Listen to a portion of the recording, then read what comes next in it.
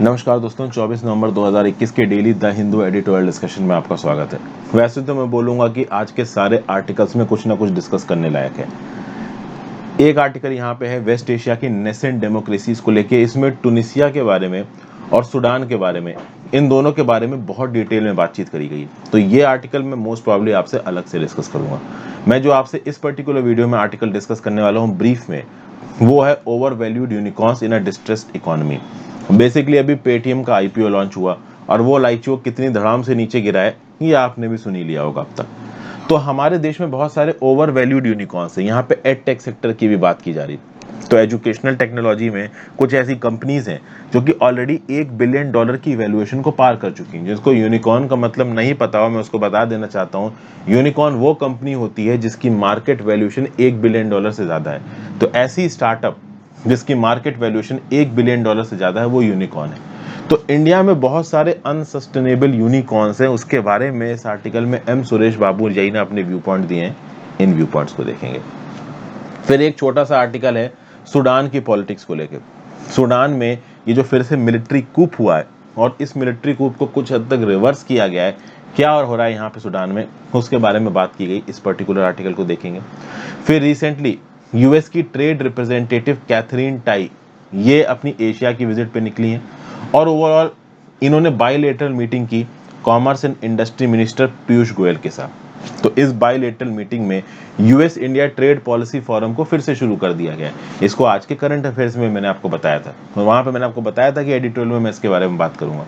तो यहाँ पे क्या एग्जैक्टली बातचीत हुई है, क्या इसका पोटेंशियल है, इसको खंगालेंगे। तो इस आर्टिकल को मैं आपके साथ डिस्कस करूंगा। नेक्स्ट आर्टिकल जो मैं आपके साथ डिस्कस करूंगा, अब यहाँ पे हिमालयन मर्डर में 4 धाम प्रोजेक्ट की बात की जा रही है। अभी के लिए मैं इस आर्टिकल को डिस्कस नहीं कर रहा हूँ।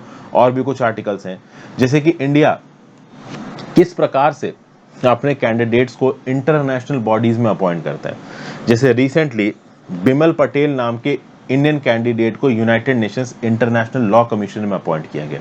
अब ये एक अच्छा अपॉइंटमेंट है। क्यों? क्योंकि अगर आप मिस्टर बिमल पटेल की बात करो तो बिमल पटेल साहब इंटरनेशनल लॉ के प्रोफेसर हैं। और ऐसा बोला जाता है कि जब भी इस प्रकार के अपॉइंटमेंट्स पास्ट में हुए हैं, वो आपके एकेडमिक एक्सपर्टाइज पे ना होके ओवरऑल आप सिविल सर्वेंट हो या फिर रिटायर्ड ब्यूरोक्रेट हो, इस बेसिस पे होते थे। जितने भी इंटरनेशनल अपॉइंटमेंट्स होते थे वो रिटायर्ड ब्यूरोक्रेट्स के होते थे। अब प्रोफेशनल्स के अपॉइंटमेंट किए जा रहे हैं। तो इस कंटेक्स्ट में ओवरऑल क्या बोल रहे हैं यहाँ पे ऑथर, इस पर्टिकुलर न्यूज को हम लोग पढ़ेंगे। प्रभाष रंजन साहब का आर्टिकल है। और नेक्स्ट जो आखिरी आर्टिकल है वो डिस्कस करेंगे the hurried demolition of the Telangana secretariat. इसकी मैंने एक बेसिक इन्फो आज के करंट अफेयर्स में भी दी थी। मैंने आपको बताया था कि किस प्रकार से आंध्र प्रदेश और तेलंगाना के अलग होने के बाद तेलंगाना में जो सेक्रेटेरिएट की बिल्डिंग थी उसको एकदम से आनन फानन में तोड़ दिया गया। अब नई बिल्डिंग बन नहीं पाई है। एक छोटी सी टेम्परेरी बिल्डिंग में काम हो रहे हैं अभी। उस टेम्परेरी बिल्डिंग में इनफ जगह नहीं है, तो अलग अलग ब्यूरोक्रेट्स के ऑफिस हैदराबाद शहर में अलग अलग जगह बना दिए गए हैं। तो लोगों को सही समय पे सर्विसेज नहीं मिल पा रही हैं। तो ओवरऑल प्रॉब्लम्स काफी हैं यहाँ पे। ओके, तो इस पर्टिकुलर इशू को समझने की कोशिश करेंगे।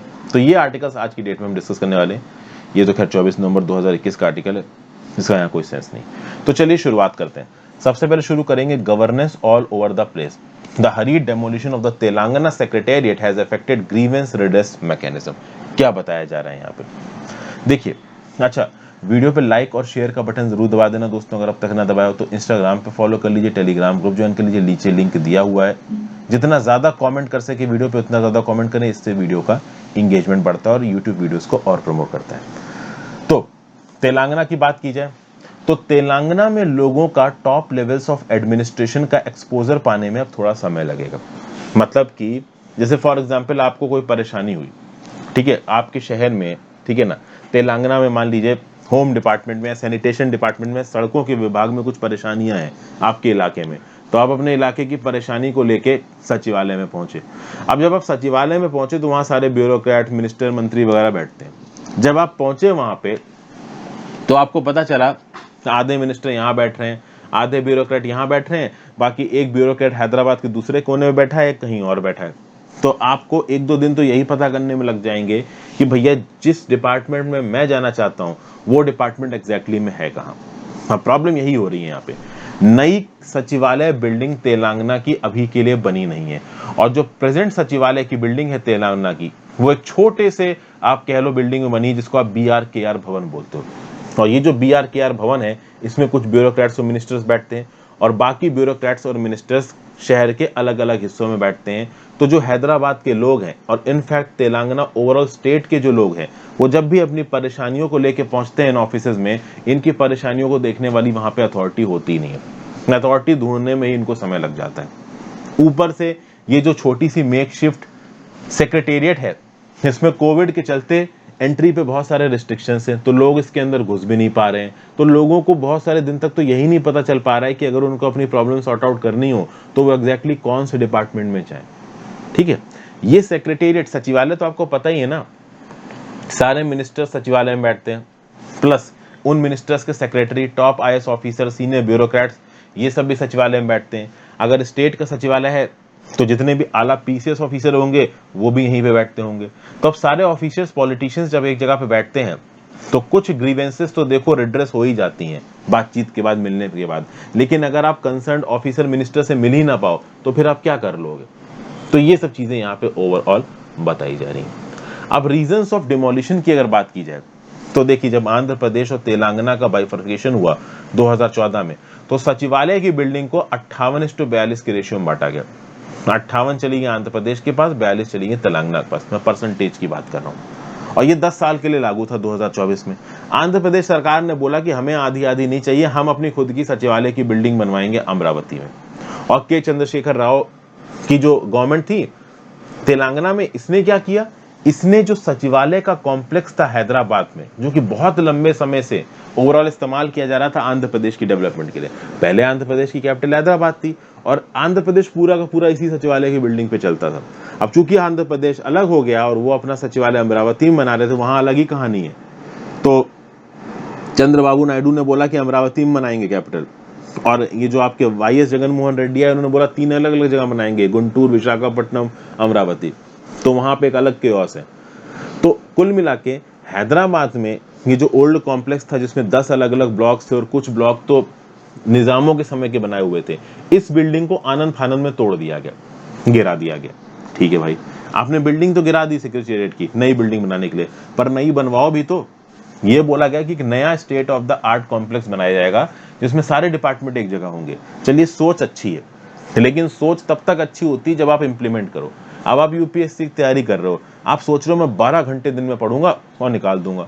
अब 12 घंटे पढ़ने के बजाय 4 घंटे भी फोकस्ड स्टडी नहीं कर रहे हो, तो कितनी भी तुम सोच में IAS बन जाओ, रियल में बनना थोड़ा मुश्किल हो जाएगा। समझ गए बात को? तो यही चीजें हैं यहाँ पे। तो अगर आपने पुराना सेक्रेटेरिएट तोड़ा था तो नया तो बनाओ, नया बनाया नहीं। अच्छा, तोड़ने के लिए भी अलग अलग प्रकार की वजह दी, बोला कि 10 ब्लॉक्स बहुत अलग अलग हैं, फाइल को एक ब्लॉक से दूसरे ब्लॉक लेके जाओ तो फाइल रेन को, हवा को एक्सपोज हो जाती है, तो फाइल फट जाती थी। इस प्रकार की उल्टी सीधी बहुत प्रकार के यहाँ पे आइडिया वो दिए गए एक्सक्यूजेस। आपने डेमोलिशन कर दिया और उसके बाद आपने नई जगह बना दी और काम स्मूथली चल रहा है, आपके ऊपर जल्दी लोग सवाल नहीं उठाएंगे। लेकिन काम ही आपका ब्लॉक हो गया डेमोलिशन के चलते, तो सवाल तो देखो आपके ऊपर उठने ही है। और यही यहाँ पे ओवरऑल हो रहा है। ठीक है, और आंध्र प्रदेश में अलग ही प्रॉब्लम चालू है। आंध्र प्रदेश के तो हालात इतने बुरे हैं, अभी यही डिसाइड नहीं हो पाया कि कौन सी कैपिटल सिटी कहाँ पे होगी, क्योंकि 3 कैपिटल बना दी है, एग्जीक्यूटिव, लेजिस्लेटिव और जुडिशियल। ठीक है ना? अब एग्जीक्यूटिव, लेजिस्लेटिव और जुडिशियल का जो 3 कैपिटल बिल था वो तो वापस ले लिया YS जगनमोहन रेड्डी ने। अब कौन सा नया बिल आएगा वो पता नहीं। और तेलंगाना के अंदर जो पुरानी सचिवालय की बिल्डिंग थी वो तोड़ दी आपने, तो नई बिल्डिंग है नहीं, तो लोगों को पता नहीं कि अपनी परेशानी के लिए कहाँ जाए।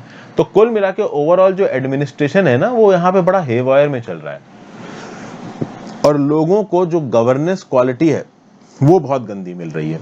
ठीक है, तो सचिवालय को तोड़ने का डिसीजन यहाँ पे गलत था, ये प्रूव हो चुका है। अब जल्दी से जल्दी नया बनाओ और ओवरऑल लोगों तक सर्विसेज पहुंचाओ, ये सरकार की प्रायोरिटी होनी चाहिए। ऐसा यहाँ पे राजीव माधवभूषी साहब बोल रहे हैं। नेक्स्ट आर्टिकल पे चलते हैं। Wanted an Indian Charles Worth.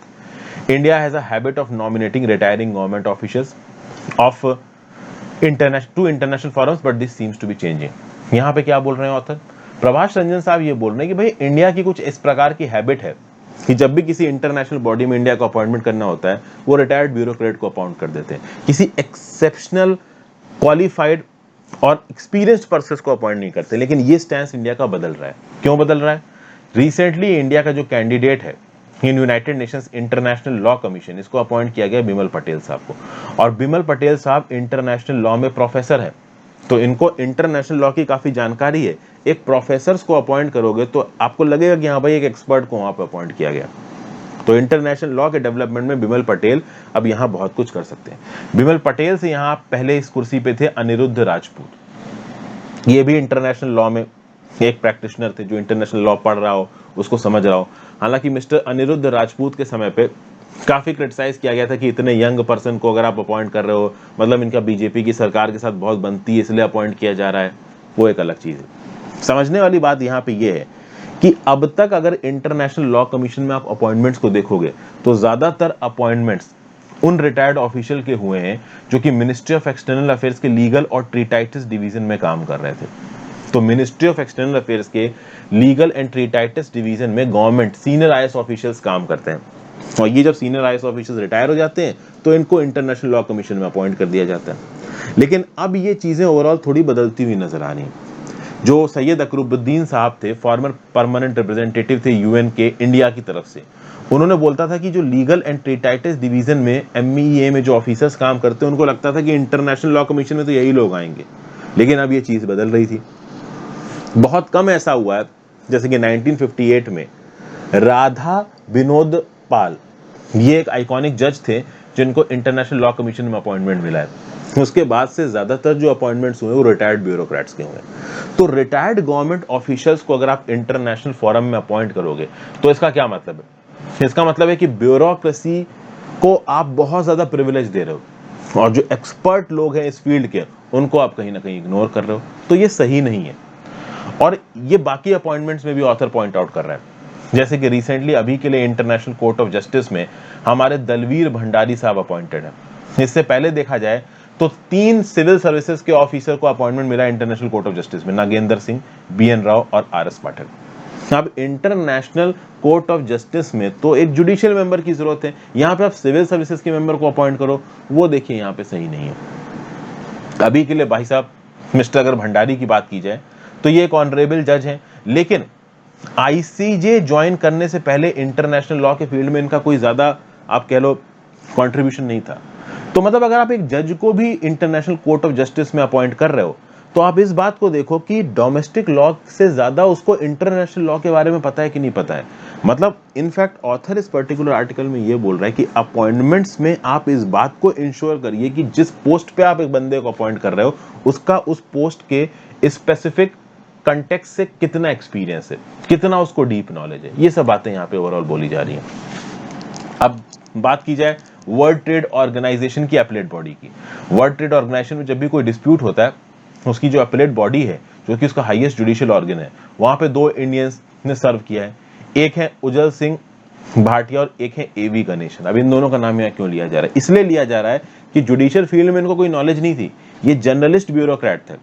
तो एक नॉर्मल आईएएस ऑफिसर जिसने एडमिनिस्ट्रेशन किया है, उसको आप अगर एक जुडिशियल बॉडी में नॉमिनेट कर दोगे तो उसकी क्या रेलेवेंस रह जाएगी? उसी प्रकार से 2 इंडियंस को अपॉइंट किया गया international tribunal for the law of seas. ये international law tribunal on the law of seas UNCLOS के अंदर है, मतलब united nation convention on the law of sea. ये पीसी राव और नीरू चड्ढा को अपॉइंट किया गया, ये भी एलएनटी डिवीजन एमईए के थे। तो ये सब जर्नलिस्ट आईएएस ऑफिसर हैं, और इन जर्नलिस्ट आईएएस ऑफिसर को इंटरनेशनल लॉ के बारे में पता हो जुडिशियल कंटेक्स्ट में, ऐसा कोई जरूरी नहीं है। हमारे देश में बहुत सारे इंटरनेशनल लॉ प्रोफेसर्स रहे हैं, बीएस चिमी, आरपी आमंद, वीएस मानी, इनके स्कॉलरली वर्क को इंटरनेशनली अक्लेम किया गया, लेकिन इनका अपॉइंटमेंट नहीं हुआ ऐसी बॉडी में। तो जब इंडिया इतना जोर मार के इंटरनेशनल लॉ इंस्टीट्यूशंस में अपने लोगों को अपॉइंट करवा रहा है, तो कम से कम आप परफेक्टली साउंड लोगों को अपॉइंट करवाओ जो कि वहां की फंक्शनिंग में कुछ मेजर रोल प्ले कर सकें। अगर आप जर्नलिस्ट आईएएस ऑफिसर को अपॉइंट करवा दोगे तो वो तो बस उसके लिए प्लम पोस्टिंग टाइप की हो जाएगी। वहां पे वो कितना आप कह लो अपना कंट्रीब्यूशन दे पाएगा, इसके ऊपर बड़ी प्रॉब्लम्स है, इसके ऊपर बहुत सारे आप कह सकते हो कि इश्यूज हैं। फिर अगर बात की जाए तो पूरी दुनिया में अगर आप एग्जांपल्स देखो तो अलग अलग कंट्रीज ने स्पेसिफिक लोगों को अपॉइंट किया। जैसे फॉर एग्जांपल ऑस्ट्रेलिया से हिलरी चार्ल्स वर्थ को अपॉइंट किया गया इंटरनेशनल कोर्ट ऑफ जस्टिस में। ये प्रोफेसर थे इंटरनेशनल लॉ के, और इनका जो पाथ ब्रेकिंग वर्क है on feminist approaches to international law. तो मतलब कि जो हिलरी चार्ल्स नाम की वुमेन थी जो कि ऑस्ट्रेलिया की तरफ से गई इंटरनेशनल लॉ कमीशन में, इनके पास वो स्पेसिफिक एक्सपर्टीज थी जिसके बेसिस पे वो उस बॉडी में अपॉइंट की गई। उससे पहले जो जे.आर. क्रॉफर्ड थे ऑस्ट्रेलिया की तरफ से, ये भी ऑस्ट्रेलियन प्रोफेसर थे ऑफ इंटरनेशनल लॉ। जर्मनी की तरफ से जो जॉर्ज नॉल्टे हैं जो कि आईसीजी में है, ये भी पहले आईएलसी में इंटरनेशनल लॉ कमीशन में रह चुके हैं, ये भी एक रेनाउंड इंटरनेशनल लॉ प्रोफेसर हैं। तो इंटरनेशनल लॉ, यूनाइटेड नेशंस के इंटरनेशनल लॉ कमीशन में और इंटरनेशनल कोर्ट ऑफ जस्टिस में इंटरनेशनल लॉ की जानकारी रखने वाले लोगों को अपॉइंट करना जरूरी है, ना कि जर्नलिस्ट, ब्यूरोक्रेट्स को और किसी आप डोमेस्टिक ये लॉ, डोमेस्टिक लीगल नॉलेज रखने वाले किसी जज को अपॉइंट कर दो। इससे बेटर है कि इंटरनेशनल लॉ के बारे में प्रिसाइज जानकारी रखने वाले लोगों को आप यहाँ पे अपॉइंट करो। फिर यहाँ पे यही बताया जा रहा है कि जब मिस्टर अनिरुद्ध राजपूत का अपॉइंटमेंट हुआ था इंटरनेशनल लॉ कमीशन में, तब ये बोला गया था कि चूंकि ये बीजेपी सरकार के साथ बड़ी अच्छी दोस्ती रखते हैं इसलिए इनको यहाँ पे नॉमिनेट कर दिया गया। तो कुल मिला के इंडिया में एक ट्रांसपेरेंट मैकेनिज्म स्थापित करने की जरूरत है, जिसके बेसिस पे अगर कल की डेट में इंडिया कोई नॉमिनेशन करता है तो पहली बात उसके ऊपर सवाल ना उठाया जाए। और ये ट्रांसपेरेंट मैकेनिज्म कैसे स्थापित होगा? एक इंडिपेंडेंट सर्च कम सिलेक्शन कमेटी बनानी पड़ेगी जो कि मेरिटोरियस कैंडिडेट्स को सेलेक्ट करेगी और रिकमेंड करेगी कि हाँ भाई तुम इसको अपॉइंट करो। तो जब भी इस सिलेक्शन सर्च कमेटी को कोई रिकमेंडेशन करना है तो पहले तो ये प्रोस्पेक्टिव कैंडिडेट्स के नाम को इनवाइट करेगी, उनको स्क्रीन करेगी, उनकी एक्सपर्टीज को देखेगी, उनकी रेपुटेशन को देखेगी और उसके बाद उसका अपॉइंटमेंट होगा यहाँ पर, ठीक है। और एमईए इस पूरे के पूरे प्रोसेस को कोऑर्डिनेट कर सकता है। तो इससे पहली बात तो ट्रांसपेरेंसी आएगी, दूसरी बात सरकार को क्रिटिसाइज नहीं किया जाएगा, तीसरी बात जो ब्राइटेस्ट टैलेंट है वो इन बॉडीज में पहुंचेगा। तो ये जो ब्यूरोक्रेट्स को और जजेस को एक्सेसिवली इंपॉर्टेंस दी जाती है वो इंपॉर्टेंस यहाँ पे कम हो जाएगी। तो बिमल पटेल के यहाँ पर जो अपॉइंटमेंट हुआ इस अपॉइंटमेंट को काफी अच्छा बताया जा रहा है और आगे के अपॉइंटमेंट भी इस प्रकार के हों ऐसा यहाँ पे बोलने की कोशिश कर रहे हैं प्रभास रंजन साहब। ठीक है भाई, अगले आर्टिकल पे चलते हैं। Breaking the ice, reviving the US India trade policy forum is a chance to break the vicious cycle in economic ties। तो रिसेंटली यूएस की जो ट्रेड रिप्रेजेंटेटिव है आपकी कैथरीन टाई, इन्होंने बायलेटरल मीटिंग्स कंडक्ट की पीयूष गोयल साहब के साथ। इंडिया यूएस के ट्रेड पॉलिसी फोरम को फिर से रिवाइव किया गया है। 4 साल से जो मैकेनिज्म बंद पड़ा था इस मैकेनिज्म को फिर से लाने की कोशिश की गई। पिछले 4 सालों में इंडिया यूएस के रिश्ते कोई बहुत ज्यादा अच्छे नहीं रहे हैं। एक मिनी ट्रेड डील साइन करने की सोची गई थी, वो तक यहाँ पे फेल हो गई है। डोनाल्ड ट्रंप के समय पे तो इंडिया के ऊपर कुछ टैरिफ्स लगाए गए तो इंडिया ने भी उनके ऊपर टैरिफ्स लगा दिए। जब यूएस ने इंडिया को जीएसपी का बेनिफिट देना बंद कर दिया तो इंडिया ने भी पलट के कुछ चीजों के ऊपर, कुछ अमेरिकन प्रोडक्ट्स के ऊपर ड्यूटीज बढ़ा दी। फिर जो अमेरिकन बिजनेसेस थे हार्ले डेविडसन और फोर्ड, ये इंडियन मार्केट को छोड़ के चले गए। हालांकि खराब ट्रेड एनवायरनमेंट की वजह से छोड़ के नहीं गए, इनकी सेल नहीं हो रही थी इंडिया में। अब एक एक बाइक तुम 20-20 लाख की बेचोगे तो कौन ही खरीदेगा इंडिया के अंदर। तो ओवरऑल इन सब चीजों के चलते आप देख लो कि इंडिया और यूएस के ट्रेड रिलेशन बहुत अच्छे रहे नहीं है। जो एडमिनिस्ट्रेशन की तरफ से ट्रेड पैक्ट्स के ऊपर और जीएसपी स्टेटस के रिस्टोर करने को लेके कोई शॉर्ट्स मतलब श्योर शॉट एक डिसीजन सा आ नहीं रहा है। देखिए आप समझिए, जो बाइडेन भी कुछ कुछ हद तक डोनाल्ड ट्रंप के सिद्धांतों पे ही चल रहे हैं। डोनाल्ड ट्रंप का रूल करने का जो तरीका था वो बहुत कंजर्वेटिव था और उसी कंजर्वेटिज्म को यहाँ पे डोनाल्ड ट्रंप आगे लेके जा रहे हैं, समझ गए। अब ये जो मिस्टर कैथरीन टाई इंडिया के अंदर आई है, इससे डेफिनेटली कुछ अच्छे साइंस दिख रहे हैं। हो सकता है कि यहाँ पे जीएसपी के बेनिफिट्स को इंडिया के लिए रिस्टोर कर दिया जाए, लेकिन at the same point of time India को भी टैरिफ रिडक्शंस करने पड़ेंगे। जो यूएस प्रोडक्ट्स इंडिया के अंदर आते हैं उसके ऊपर इंडिया को ड्यूटी यहाँ पे कम करनी पड़ेगी। उसके साथ साथ आप देखोगे कि मिस्टर टाई की विजिट के बाद बहुत सारे यूएस सेक्रेटरीज की भी विजिट होगी इंडिया के अंदर। मतलब US is very much open towards India in rebuilding the trade relationships और इंडिया को एज अ की पार्टनर बनाना यूएस के लिए इंपॉर्टेंट भी है। देखिए अभी भी यूएस चाइना की बहुत सारी सप्लाई लाइंस के ऊपर डिपेंडेंट है। इन सप्लाई लाइंस को तोड़ने के लिए कुछ अल्टरनेटिव तो बनाने पड़ेंगे, क्योंकि हर चीज की मैन्युफैक्चरिंग यूएस चाइना से यूएस में शिफ्ट नहीं कर सकता। तो इंडिया, यूएस, वियतनाम ऐसे बहुत सारे बैकअप्स चाहिए यूएसए को अपने इंपोर्ट्स के लिए। तो definitely US is extending hands towards India. India को भी यहाँ पे अपनी जो अप्रोच है वो थोड़ी ओपन रखनी पड़ेगी। अभी के लिए देखा जाए तो इंडिया के जो फार्मास्यूटिकल एक्सपोर्ट्स हैं they form 40% of US generic drug supply.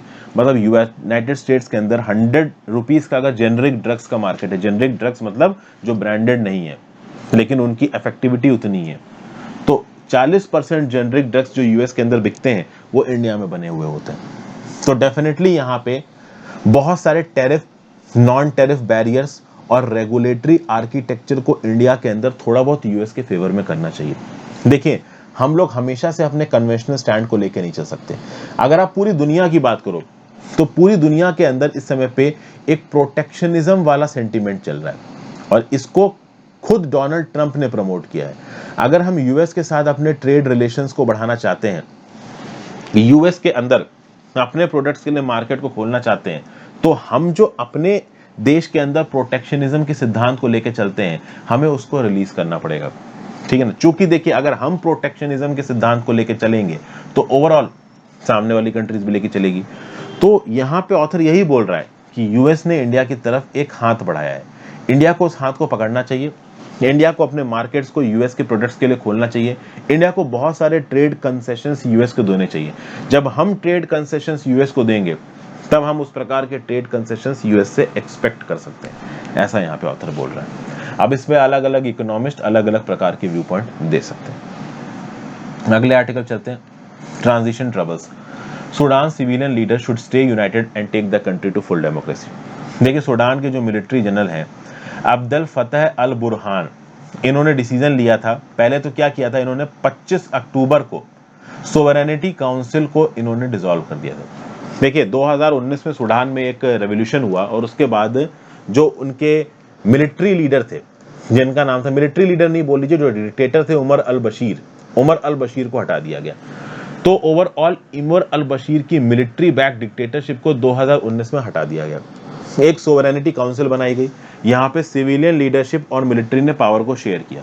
तो ऐसा बोला गया कि 4 साल तक पावर शेयरिंग होगी, 2019 से लेके 2023 तक 2 साल तक मिलिट्री लीडर राज करेगा और 2 साल तक सिविलियन लीडर राज करेगा। अब 2 साल मिलिट्री लीडर के पूरे हो रहे थे, जिनका नाम है जनरल अब्दुल फतह अल बुरहान। अब इनको पावर देनी थी सिविलियन लीडर अब्दुल्ला हमदोक को, लेकिन जब अब्दुल्ला हमदोक को पावर देने की बात आई तो सोवरेनिटी काउंसिल को डिसॉल्व कर दिया जनरल अब्दुल ने और सारी ताकत अपने हाथ में रख ली, इमरजेंसी को डिक्लेयर कर दिया और मिस्टर हमदाक को इन्होंने हाउस अरेस्ट पे रखवा दिया। तो जो थोड़ी बहुत डेमोक्रेसी आई थी वो फिर से डिक्टेटरशिप में बदलती हुई नजर आ रही थी। अब जब सवाल पूछा जाए कि ऐसा किया क्यों जनरल अब्दुल ने, तो जनरल अब्दुल ने ऐसा इसलिए किया कि पहली बात तो वो ताकत नहीं देना चाहते सिविलियन गवर्नमेंट को, वो चाहते हैं कि मिलिट्री ताकत उनके हाथ में रहे। दूसरा यहाँ पे क्या बताया जा रहा है, दूसरा ये बताया जा रहा है कि जो हमदौक है, हमदौक ने बोला था कि जो उमर अल बशीर है इसको हम इंटरनेशनल कोर्ट ऑफ जस्टिस को दे देंगे। तो उमर अल बशीर ने जितने भी क्राइम किए हैं इसके लिए इंटरनेशनल कोर्ट ऑफ जस्टिस में उमर अल बशीर को सजा दी जाएगी। तो ये मिलिट्री जनरल डर गए, इन मिलिट्री जनरल्स ने तो मदद की थी उमर अल बशीर को राज करने में, तो उमर अल बशीर फंसेगा तो इन मिलिट्री जनरल्स की भी गर्दन पकड़ी जाएंगी। और बहुत सारे पैसों का भी इन्वॉल्वमेंट है यहाँ पे, इसके बारे में बहुत डिटेल में मैं इस पर्टिकुलर आर्टिकल में बात करूंगा। तो इसके चलते मिलिट्री लीडरशिप थोड़ी घबरा गई। पहली बात तो यहाँ पे ये मिलिट्री लीडरशिप ताकत नहीं देनी चाहती सिविलियन गवर्नमेंट को, फर्स्ट चीज, ठीक है। अब एक और चीज है यहाँ पे, अगर आप देखो तो बहुत सारा पैसा भी यहाँ पे इन्वॉल्व है, समझ गए, there is a lot of money involve here. General Abdul और जो बाकी मिलिट्री लीडर्स हैं सूडान के, उन्होंने बहुत सारे बिजनेसेस में इन्वेस्ट कर रखा है। ये जो सिविलियन लीडर है अब्दुल्ला हमदोक, इनका बोलना था कि जितना भी पैसे की इन्वेस्टमेंट है मिलिट्री की इसको बंद करो। तो मिलिट्री ने बिजनेसेस के ऊपर जो कंट्रोल करके रखा है इसको बंद करो। बिजनेसेस सिविलियन के हाथ में होने चाहिए, सिविलियन गवर्नमेंट की ताकत होनी चाहिए, मिलिट्री तब एक्ट करेगी जब सिविलियन गवर्नमेंट बोलेगी। तो इस प्रकार का स्टैंस लेके अब्दुल्ला हमदोक आगे चल रहे थे और मिलिट्री लीडरशिप ने इनकी फॉरवर्ड मार्च को यहाँ पे रोक दिया। जनरल बुरहान ने यहाँ पे पावर ग्रैब कर ली, लेकिन जब जनरल बुरहान ने पावर ग्रैब कर ली चीजें आसान नहीं होने वाली थी। बाइडेन एडमिनिस्ट्रेशन ने सूडान का $700 मिलियन की एड फ्रीज कर दी और बाइडेन ने साफ साफ बोल दिया कि मिस्टर हमदैक को हाउस अरेस्ट से बाहर निकालो, सिविलियन गवर्नमेंट को रीइंस्टेट करो, अगर नहीं रीइंस्टेट करोगे तो सूडान और यूएस के रिश्ते अच्छे नहीं होंगे। सूडान को टेररिस्ट कंट्रीज की लिस्ट से भी हटा दिया गया था, फिर से भी रीइंस्टेट करने के चांसेस थे। और ओवरऑल जिन लोगों ने 2019 में रेवोल्यूशन करके मिलिट्री डिक्टेटरशिप को साइड फेंका था वो लोग फिर से सड़क पे उतर आए थे और मिलिट्री लीडरशिप के अगेंस्ट बवाल कर रहे थे। तो यहाँ पे बहुत मजबूर हो गए जनरल बुरहान और उन्होंने अब्दुल्ला हमदोक को छोड़ दिया। और अब्दुल्ला हमदोक और मिस्टर बुरहान ने यहाँ पे मिस्टर अब्दुल जो आपके मिलिट्री डिक्टेटर थे इन्होंने यहाँ पे एक एग्रीमेंट साइन किया और इस एग्रीमेंट के चलते पावर को शेयर करने की बात की। तो अभी के लिए सीन ऐसा है कि जो अब्दल करके मिलिट्री जनरल हैं, इन्होंने अब्दुल्ला हमदोक के साथ मिलकर, जो कि सिविलियन लीडर हैं, इन दोनों ने मिलकर एक पावर शेयरिंग एग्रीमेंट कर लिया है। अब इस पावर शेयरिंग एग्रीमेंट को लेके जो कंट्री के रेवोल्यूशनरीज हैं वो नाराज हैं। 2019 में जिन प्रो डेमोक्रेटिक पार्टीज, ऑर्गेनाइजेशंस और लोगों ने मिलके रेवोल्यूशन करके मिलिट्री डिक्टेटरशिप हटाई थी, वो लोग सड़कों पे उतरे थे, तब 2019 में मिलिट्री डिक्टेटरशिप हटी। अभी जब जनरल अब्दल ने फिर से मिलिट्री डिक्टेटरशिप अपने हाथ में ले ली, तब ये लोग सड़कों पे उतरे और अब्दुल्ला हमदोक को छोड़ा गया। अब अब्दुल्ला हमदोक ने एक एग्रीमेंट टाइप का कर लिया है मिलिट्री लीडर के साथ। इस एग्रीमेंट के अगेंस्ट भी रेवोल्यूशनरीज बोल रहे हैं। इन रेवोल्यूशनरीज का यह बोलना है कि हम किसी भी प्रकार के मिलिट्री रूल के अंदर नहीं रहना चाहते, हम बिल्कुल ही प्रो डेमोक्रेसी सिविलियन गवर्नमेंट चाहते हैं, जहां पे सिविल सोसाइटी काम कर रही हो, मिलिट्री का रोल ना हो। समझ गए? तो अभी के लिए सूडान के अंदर सिचुएशन बहुत क्लियर नहीं है।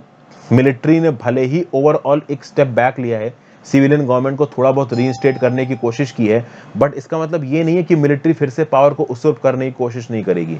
आगे आने वाले समय में मिलिट्री फिर से हो सकता है पावर उsurप करने की कोशिश करे। इसलिए अब्दुल्ला हमदोक, बाकी जितने भी सिविल सोसाइटी ऑर्गेनाइजेशंस हैं, डेमोक्रेसी है, इन सबको मिलके ओवरऑल डेमोक्रेसी को इंप्लीमेंट करने की कोशिश करनी चाहिए, नया कॉन्स्टिट्यूशनल ऑर्डर बनाने की कोशिश करनी चाहिए, मिलिट्री के इन्वॉल्वमेंट को कम करने की कोशिश करनी चाहिए। ये सब बातें ओवरऑल यहाँ पे बताई जा रही हैं। इसके बारे में बहुत डिटेल में मैं इस आर्टिकल में आपके साथ डिस्कस करूंगा। एक और आर्टिकल है ओवर वैल्यूड यूनिकॉर्न्स इन अ डिस्ट्रेस्ड इकोनॉमी, इसको भी मैं अलग से ही डिस्कस करूंगा। दोस्तों आप देखिए यहाँ पे थोड़ा समय कम बच रहा है, मैं चाहता हूँ कि एडिटोरियल सही समय पे चला जाए, बट आई प्रॉमिस ये 2 articles I will bring for you in अलग से। बहुत इंपॉर्टेंट है ये दोनों आर्टिकल्स। यहाँ पे एक बहुत ही अच्छा व्यू पॉइंट दिया है मिस्टर सुरेश बाबू के द्वारा, ये व्यू पॉइंट आपसे अलग से डिस्कस करना जरूरी है। So I will discuss this article separately. So thank you for watching friends. ज्यादा से ज्यादा लोगों के साथ इन वीडियोस को शेयर करिएगा। आई होप आपको कुछ इन लेक्चर से कुछ ना कुछ यूजफुल जानने को मिल रहा है। अपने व्यू पॉइंट नीचे कमेंट बॉक्स में जरूर दीजिएगा। पढ़ते लिखते रहिए। Have a great day. Good bye.